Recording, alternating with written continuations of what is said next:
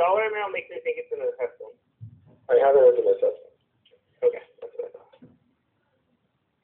Then we got looks like a physio or chiro plan at Caring Rehab, 1,706.38, and that's dated August 4th, 20.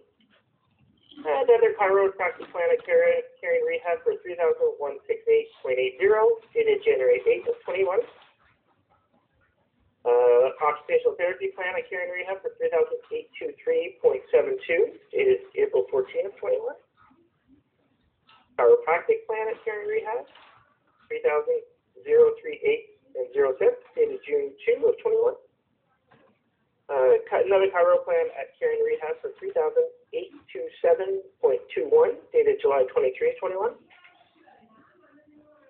Another chiropractic plan at Caring Rehab for 4,202.00, dated September 17 of 21. I think this is a physio plan at Caring for 3,678.29, dated November 3 of 21. Another chiro plan at Caring for 3,649.15, dated January 5th of 22. Another chiro plan at Caring for 3,649.15, so the same as the previous one, but dated March 16 of 22. And then the last plan I have on my record is another chiro plan at Caring for 3,911.00, dated December 7 of 22. And then there's a claim for interest and award. Ms. Neal, were there any other issues to deal with today? No, nothing. Any corrections? No, not on my own. Ms. Respect, do we have any preliminary issues? No. One small correction. I have that final treatment plan as 3,911.15, but correct me if I'm wrong about that. I'm just double checking that. But I didn't just have it right there, so. All right, we have our agenda there. So, Ms. Neal, what are we looking to achieve today? Sorry? What can we achieve today? I think we should get the date for the hearing. And what kind of hearing are we looking at? A written hearing, a video conference? A video conference. Okay. Ms. Respect, is that how you see it? I do. Okay.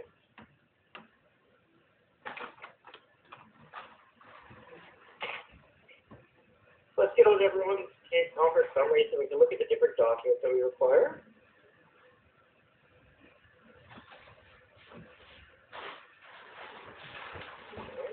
Sorry, I have too many documents open on the computer here. I apologize.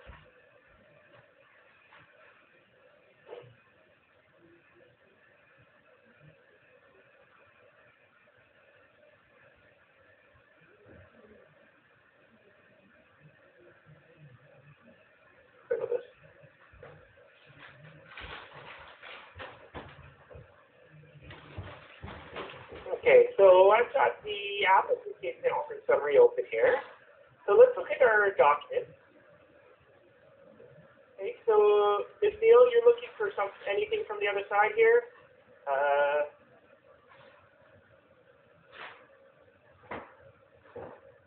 Yes. I'm opening mine as well. In those boxes.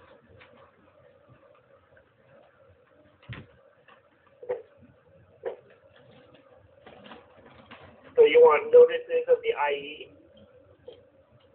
Yes. Okay. All IE reports, including addendum report? Yes. CVs of the assessors conducting the IE? Yes. So far, with respect, those seem all pretty reasonable? Yeah, no objection there. Okay. And they're looking at any surveillance documents? Yeah, I mean, typical objections there. Any surveillance that we intend to rely on, we certainly produce. But Neal, that works for you? Yes, if we wanted it all, the entire surveillance. Mm-hmm. Yeah. yes, that's fine. Not edited. Yeah, fair. Yeah, and then adjuster log notes up to the date of the case conference. Yeah, that's fine. Subject to the usual redactions, I assume? Yes, please. And to also state the reason for the reduction. Very reasonable Yeah. question. All right. Look at our respondent case conference summary here. I think I have like 2 or 3 of these open now. The same document. How disorganized my desktop is here, I guess. All right, so we've got a list of documents here. Do you have that, Ms. Neal?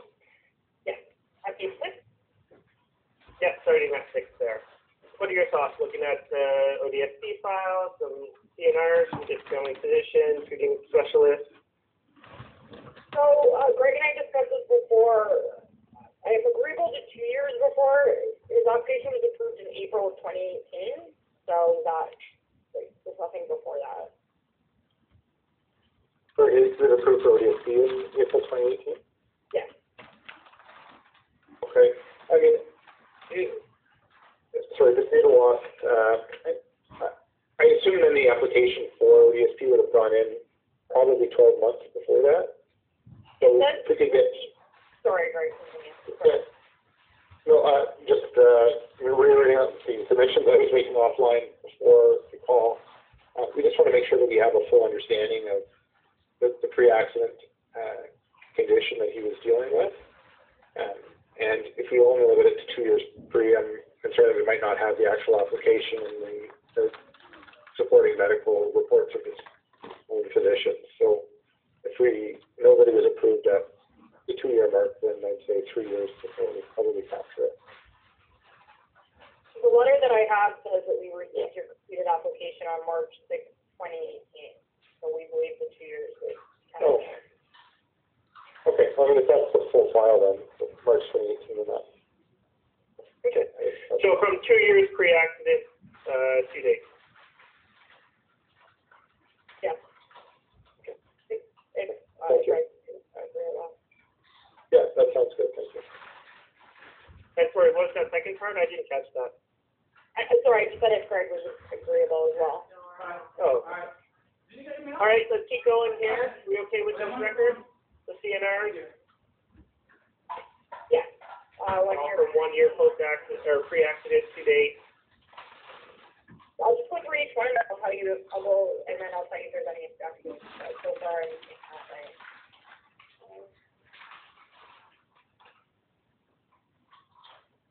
I don't believe there is a CPP file, but if there is a CPP disability, correct? Yes, I'm assuming. Yeah, if there is a person to provide, and the employment file, you already have that? I don't believe we do. I think there was a request to a location for, I think it was a Dollarama, if I'm not mistaken, and I don't think that they said they had anything. It might have been a different location, but just want to make sure that we have any employment files. Well, we're not claiming IRB, so I don't know if that's, I don't see the relevance. Sure. Well, I mean, the employment file is employed in the year before the accident, and it's usually pre-accident level of functioning. And if he stopped working, even if it was sporadic and an amount that did not interfere with his ODSP, I think he can work 6 hours a week or something like that, and not interfere with an ODSP or have a clawback. And he's not doing it after the accident, even if it's not being applied for. It certainly would speak to his functioning and job tasks that he was doing before that he's not able to do after.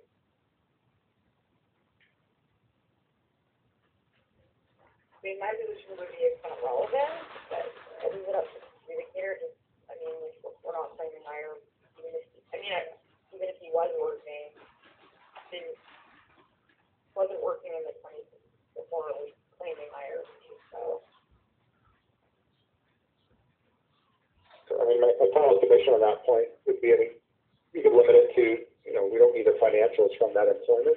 If he's working 6 hours a week, it's probably less than the 185. The best case scenario anyways. So NED would probably be the more financially beneficial of the two. But I'd be happy to limit that to, not just to employment file with respect to, attendance, or I guess just limited to that any of the financials we would need to payroll, just everything else other than that.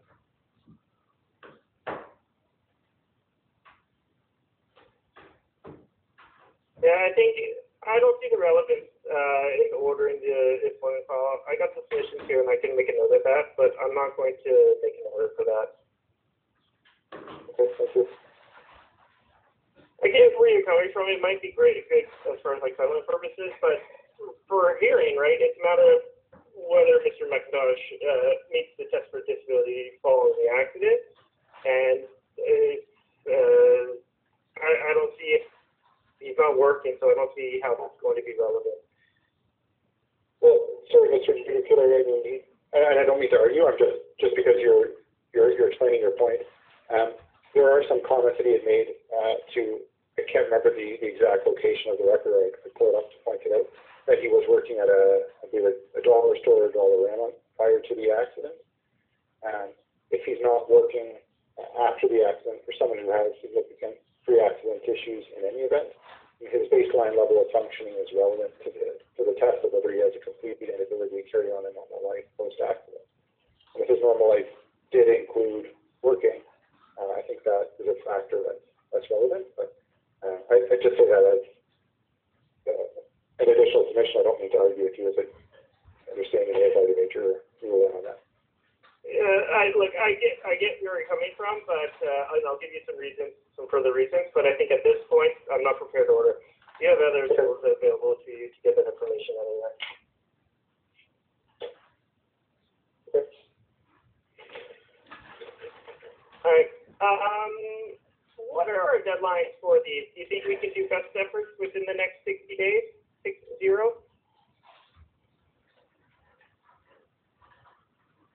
Yes. Yeah.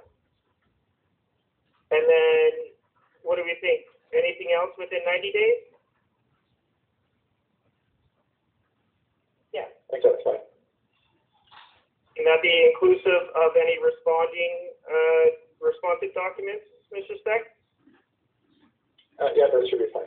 Thank you. Okay. I like to make it simple and keep it at 2 days there. All right. It's been a while since I booked a video conference hearing, to be honest, so I'm a little rusty. Let's talk about witnesses here. So, Ms. Neal, who do you intend to call? I see you got 4 plus potential. I think 4 would be fine. I don't know who you call. Usually for non-earner, I call. I know the lot's being more strict now with names. I could say 1 lay witness if you'll allow it. If not, I know for non-earner, I usually do that. I just don't know if I have one. Fair enough. Look, let's include the potential, but you can't get too much time, all right? Yes. So, you just got to balance that. Figure out, okay, well, we could spend a half hour in direct or something like that and just limit it. But just understand that we're not going to be extending the hearing. Okay. Thank you. Okay. Let me just make note here.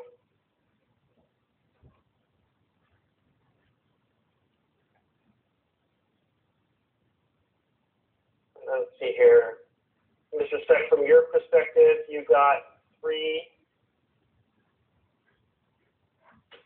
Yes, just the 3 experts. Do you think we could get everything done within 4 days? Normally I would say 3, but I'm giving you 4 just because we might have an extra late witness, and I find it's the late witnesses that generally take a little bit longer.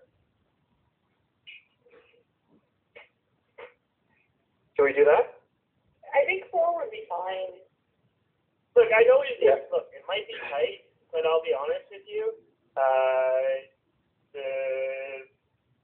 They're really difficult to get extra dates within scheduling, and we're trying to fit in as many hearings as possible and as fewer dates. So in this, generally the recommendation would be 3 days, and I'm trying to give you an extra day. Just keep that in mind, okay?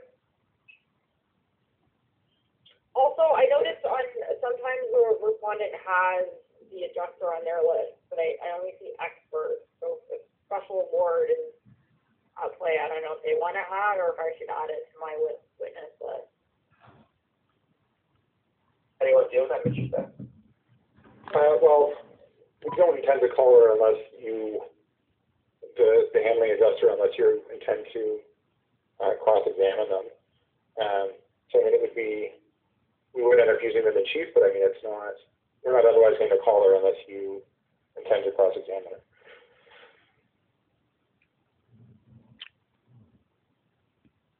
Okay, then we should add that as well. Okay.